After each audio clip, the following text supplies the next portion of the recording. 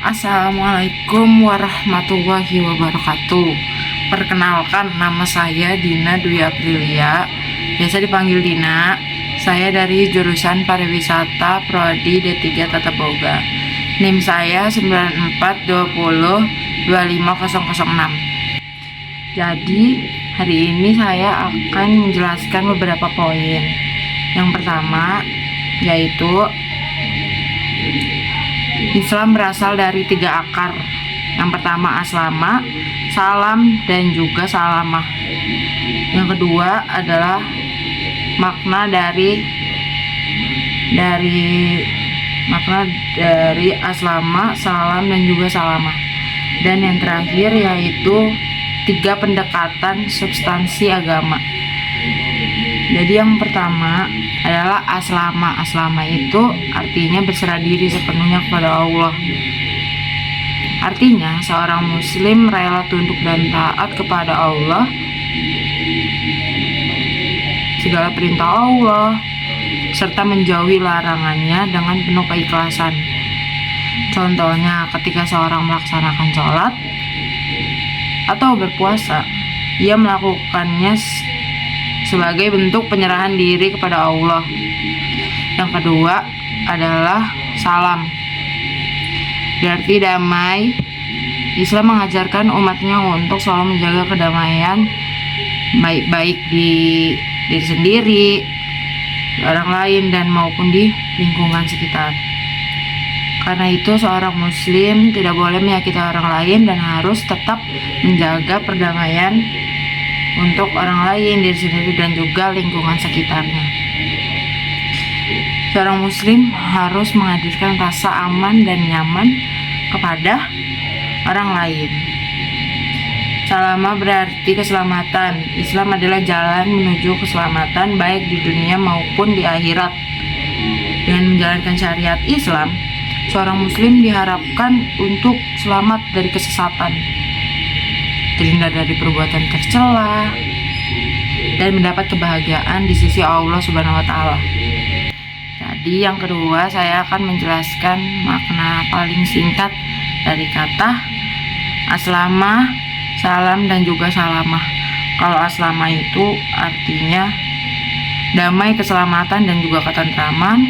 Kalau salam singkatnya berserah diri, tunduk, dan pasrah pada Allah. Dan juga salamah artinya bersih, selamat, terbebas dari bahaya ataupun dosa. Lalu untuk topik yang terakhir yaitu pendekatan substansi agama, itu ada 3. Yang pertama yaitu kajian Al-Quran dan sejarah Islam. Islam tersumber dari wahyu Allah yang termuat dalam Al-Quran serta penjelasan dari Rasulullah dalam hadis. Dengan mengkajinya kita dapat memahami dasar ajaran Islam yang asli itu seperti apa. Selain itu, sejarah perkembangan Islam itu juga penting banget dipelajari. Karena melalui perjalanan sejarah para sahabat, ulama, dan juga umat Islam, kita bisa melihat nih bagaimana ajaran itu dipraktikkan dalam kehidupan nyata. Contohnya kajian dan lain-lainnya. Kajian ini menegaskan bahwa agama tidak lepas dari akar wahyu dan realitas dari sejarahnya. Yang kedua, kajian disiplin dan isi. Untuk memahami isi ajaran Islam, diperlukan pendekatan ilmiah dengan berbagai disiplin ilmu. Misalnya nih, ilmu fikih untuk hukum-hukum, syariat, akidah untuk keyakinan, dan tafsir untuk menafsirkan Al-Quran. Kajian ilmu ini membantu umat Islam menggali makna yang terkandung dalam ajaran Islam pastinya, agar tidak hanya berhenti pada simbol tetapi benar-benar memahami substansinya. Dengan kata lain, ilmu adalah alat untuk menggali isi Islam yang lebih luas. Dan yang terakhir adalah kaidah tujuan syariat atau maqasid syariah.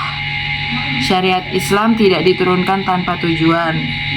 Allah Subhanahu wa Ta'ala menurunkan hukum untuk menjaga kemaslahatan hidup manusia untuk tidak terjerumus ke maksiat.